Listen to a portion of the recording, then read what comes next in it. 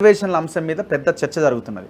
ఇప్పుడు మొత్తం ఈ తెలంగాణలో ఎస్సీలు ఎస్టీలు బీసీల సామ్రాజ్యమే పెద్దది. ఆల్మోస్ట్ 90% ఎబో వాళ్ళే ఉన్నారు. సో ఈ 90% ఉన్న ఈ ప్రజలకి సంబంధించిన ఇష్యూ కాబట్టి ఇది పెద్ద చర్చ. మీరు ఎట్లా విశ్లేషిస్తున్నారు ఈ పార్టీల యొక్క మాటలని?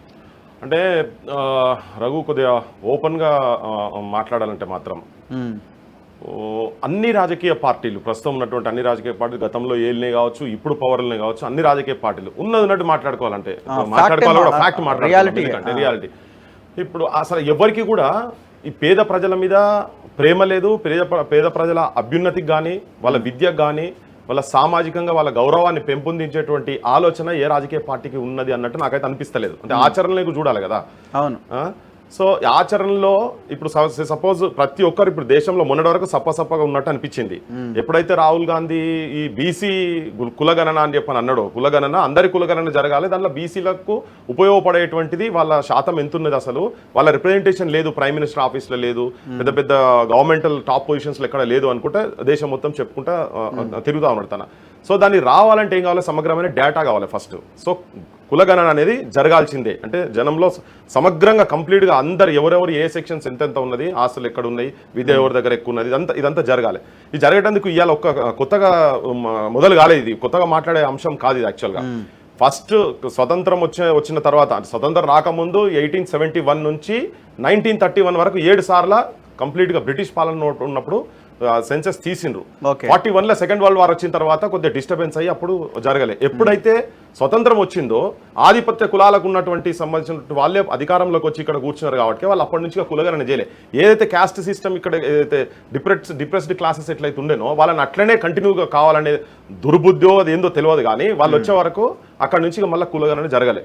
కానీ కమిషన్ వేసింది పండిత్ జవహర్లాల్ నెహ్రూ ప్రైమ్ మినిస్టర్ ఉన్నప్పుడే. అప్పుడు కాకా కలేల్కర్ కమిషన్ ఒక బ్రాహ్మణ వ్యక్తిని ప్రెసిడెన్షియల్ ఆర్డర్ కింద ఆర్టికల్ 340 కింద ప్రెసిడెంట్ ఆర్డర్ కింద అప్పుడు వేసిండ్రు. కమిటీ వేసిన తర్వాత ఆ కమిటీ క్లియర్గా చెప్పిండ్రు ఏంది, కంపల్సరీ బీసీ కులగణన జరగాలే, ఈ దేశంలో జరగాలి అని. కానీ ఆ తీసి చెత్తబుట్టలు వేసిండ్రు, ఆ రిపోర్ట్ తీసి చెత్తబుట్టలు వేసిండ్రు అప్పుడు కాంగ్రెస్ నెహ్రూ. దాని తర్వాత మళ్ళీ మొరార్జీ దేశాయ్ వచ్చిన తర్వాత మొరార్జీ దేశాయ్ మండల్ కమిషన్ దాని రిపోర్ట్ ఇచ్చిండ్రు. వీపీ సింగ్ తీసుకొచ్చి దాన్ని ఇంప్లిమెంట్ చేశారు. అప్పుడు పార్లమెంట్లో మాట్లాడుకుంటూ రాజీవ్ గాంధీ కూడా ఏం చెప్పిండు, దాన్ని అపోజ్ చేసిండు రాజీవ్ గాంధీ. దాని లేదో చిన్న చిన్న బిల్కలను అటు చేసి దాన్ని అపోజ్ చేశారు. అప్పుడు ఆ వీపీ సింగ్ గవర్నమెంట్ కూడా మండల్ అనే మూవ్మెంట్ తీసుకొచ్చేసి ఇది పట్టుకొని తిరిగిండ్రు. రామ జన్మభూమి అనే అంశం తీసుకొని అంటే ఇదో కుట్రల భాగంగానే అప్పుడు బీజేపీకి సంబంధించినటువంటి పార్టీ తీసుకొని వచ్చి దాన్ని అట్లా చేసి గవర్నమెంట్ పోయే కాడదాకా తీసుకొచ్చారు. సో దాని తర్వాత ఏ కమిటీస్ చూసినా ఎక్కడ చూసినా ఎవరు చూసినా కులగణన జరగాలి అని. ఇవాళ రాహుల్ గాంధీ ఇంత డిస్పారిటీస్ ఉన్నాయని చెప్తున్నందుకు స్టాటిస్టికల్ డేటా చెప్తున్నాడు కదా. దానికి కారణం ఏంటంటే ఇవాళ పుట్టింది కాదు ఇది. స్వతంత్రం వచ్చిన కాడికి వెళ్ళి వీళ్ళని పక్కగా నెగ్లెక్టెడ్ సెక్షన్స్ లెక్క తీసి పక్కకు పెట్టిండ్రు. ఎస్సీలకు ఎస్టీలకు ఆ ప్రాబ్లం లేదు. ఎస్సీలు ఎస్టీలకు కులగణన వాళ్ళకి సంబంధించినటువంటి వాళ్ళ శాతం ఎంతున్నది అనేది వస్తూనే ఉన్నది. మహిళలు ఎంతున్నది, గ్రామీణ ప్రాంతాలలో ఎంతున్నది, ఇవన్నీ తీయగలిగినప్పుడు బీసీల కాడికి వచ్చే వరకనే ఎందుకు జరుగుతున్నది?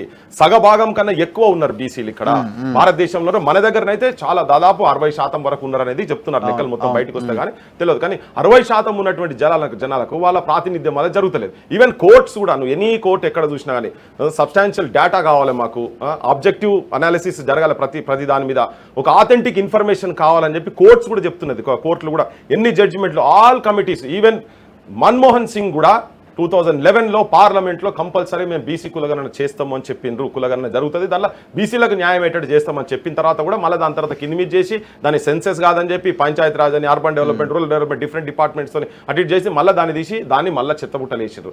ఇప్పుడు మళ్ళీ కొత్తగా అంటే అధికారం లేనప్పుడు దీని ఒక ఆయుధంగా ప్రతి ఒక్కరు వాడుకుంటా ఉన్నారు. ఇప్పుడు బీజేపీ కూడా ఏం చేసిందంటే కోర్టుకు డైరెక్ట్ ఉన్న బీహార్ అంశం, ఇప్పుడు బీహార్ వాళ్ళు చేస్తామన్నప్పుడు మేము ఇది చేయమని చెప్పని క్లియర్ గా సెన్సిటివ్ ఇష్యూ అవుతుందని చెప్పి. ఎందుకైతే అసలు భారతదేశంలో కులం అనేది ఒక వాస్తవం, ఎవరు అవునన్నా కాదన్నా కులం అనేది ఒక వాస్తవం. శంకర్ దయాళ్ శర్మ రాష్ట్ర ప్రథమ పౌరులు ఉన్నటువంటి వాళ్ళ కులం పక్కకు పేరు పెట్టుకుని, నీలం సంజీవరెడ్డి ఇట్లా అంటే కులం వాళ్ళ పేరు పక్కకే ఉంది. అక్కడ దాకా పోయింది, నా కులం లేదని ఎవరు అనలే. ఇది ఒక వాస్తవం కాదని ఎవరు దీన్ని దాటిపోలేరు. కానీ ప్రతిసారి పేదరికాన్ని, బీసీలని ఇవన్నీ చూపించుకుంటా మెజారిటీ ఉన్నటువంటి సెక్షన్స్, ఈవెన్ కాంగ్రెస్ పార్టీ కూడా కంప్లీట్ ఇలా పాయలుగా ఒక్కొక్క స్టేట్లలో రీజన్ పార్టీస్ పుట్టేందుకు కూడా కారణం కాంగ్రెస్ గతంలో చేసినటువంటి వైఖరి. ఇప్పుడు వాళ్ళు కనుక కరెక్ట్ చేసేది ఉంటే ఇలా బీహార్లో సమాజ్వాదీ పార్టీ కావచ్చు, ఆర్జేడీ లాలూ ప్రసాద్ కావచ్చు, ఈవెన్ కాన్షీరామ్ కూడా ఒక రాజకీయ పార్టీ పెట్టి మనగనగలేకపోవు.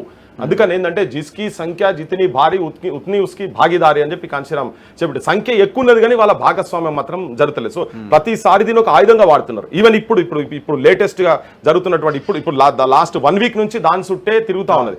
కానీ అన్ని ఏ రాజకీయ పార్టీ చూసినా కానీ వాళ్ళు అధికారం రాకముందు ఒక మాట చెప్తున్నారు, కానీ అధికారంలోకి వచ్చిన తర్వాత మాత్రం ఇంప్లిమెంటేషన్ కాడికి వచ్చే వరకు మాత్రం జరుగుతలేదు. ఇప్పుడు నువ్వు క్వశ్చన్ చూస్తే సపోజ్ మన దగ్గర ఉన్నది తెలంగాణకు, ఇఫ్ యూఆర్ కమింగ్ టు తెలంగాణలో మొన్న అసెంబ్లీలో రిజల్యూషన్ కూడా పాస్ చేసింది కదా, తీర్మానం చేసి పంపించారు. ఇది మంచిదే, అసెంబ్లీ రిజల్యూషన్ జరిగింది, ఓకే. కానీ ఇమ్మీడియట్ గా ఇప్పుడు ఇక్కడ స్టేట్ గవర్నమెంట్ ఏం స్టేట్మెంట్ ఇచ్చింది, local body elections immediate June లో జరుపుతామని చెప్పని అంటున్నారు. ఏ బేసిస్ లో చెప్తారు? రిజర్వేషన్ మొన్న కేసీఆర్ ప్రభుత్వము ఏం చేసింది, 33% దాన్ని తీసుకుపోయి 22% చేసింది. దాంట్లోనే కొన్ని వేల మంది గ్రామీణ ప్రాంతాలలో ఉన్నటువంటి బీసీలు లీడర్షిప్ లోకి వచ్చేటువంటి వాళ్ళందరి అధికారాలు ఇది కాన్స్టిట్యూషన్ ప్రకారంగా 263 మళ్ళీ సబ్ క్లాస్లలో పెడితే T6 D6 ఇటువంటి వాటిలను చూసుకుంటే దాని ప్రకారంగా లోకల్ బాడీ ఎలక్షన్స్లో రిజర్వేషన్స్ ఇవ్వాలని చెప్పారు. ఇప్పుడు వాళ్ళు ఇది అసెంబ్లీలో తీర్మానం చేస్తూనే ఒక పక్కకు మళ్ళీ లోకల్ బాడీ ఎలక్షన్స్ ఇమీడియట్ గా అంటారు. కులగణన జరగంది, నువ్వు లోకల్ బాడీ ఎలక్షన్స్ ఎట్లా చేస్తావు? ఇప్పుడు 42% తీసుకురావాలనుకుంటే నీ లీడర్షిప్ ను విలేజ్ లెవెల్లోనే తొక్కి పడుతున్నారు.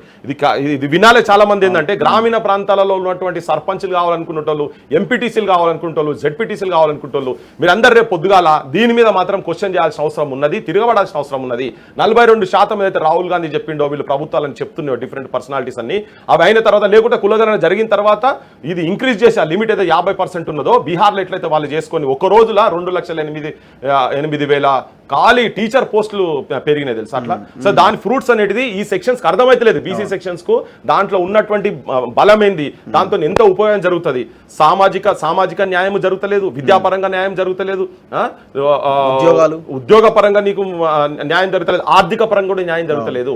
ఇలా ఒక డేటా చూసినాం మనం. 1% ఆఫ్ ది పాపులేషన్, 1% 1% ఉన్న చేతులలో దేశ సంపద 40.6% దేశ సంపద ఉన్నది. అంటే ఆర్థిక అసమానతలు ఎంత పోయింది. ఆ 1% ఉన్నారు ఏ కులాల వాళ్ళు ఉన్నారు? జస్ట్ 5% వాళ్ళ చేతిలో 5%, 62% వెల్త్ ఉన్నది, ధనం ఉన్నది. బాటమ్ 50% ఉన్నటువంటి వాళ్ళు, వాళ్ళ చేతులలో కేవలం 3% ఆఫ్ ది నేషనల్ వెల్త్ వాళ్ళ చేతుల్లో ఉన్నది. ఈ బాటమ్ 50% ఉన్న వాళ్ళ నేనంటున్నా మెజారిటీ బీసీ ఎస్సీ ఎస్టీలే ఉంటారు. సో నువ్వు ఎప్పుడు వస్తుంది ఈ కులగణన కనుక కరెక్ట్ జరిగేది ఉంటే ఎవరి చేతులలో దేశ సంపద ఉన్నది, ఎవరికి ఎంత భూములు ఉన్నాయి, ఎవరి దగ్గర ఆడి కార్లు ఉన్నాయి, ఎవరి దగ్గర బెంజ్ కార్లు ఉన్నాయి, ఎవరి దగ్గర బైకులు ఉన్నాయి, అసలు తిండికి లేని పూటకు లేని వాళ్ళు ఎంతమంది ఉన్నారు? ఒక దిక్కు దాదాపు 230 మిలియన్ల జనాలు పేదరికంలో పావర్టీ సైడ్ పోతుంటే బిలియనియర్ల సంఖ్య మాత్రం పెరుగుతున్నది. ఇది ఒక్క ప్రభుత్వం 2 ప్రభుత్వాలు కాదు, కంటిన్యూస్ గా జరుగుతూ ఉన్నది.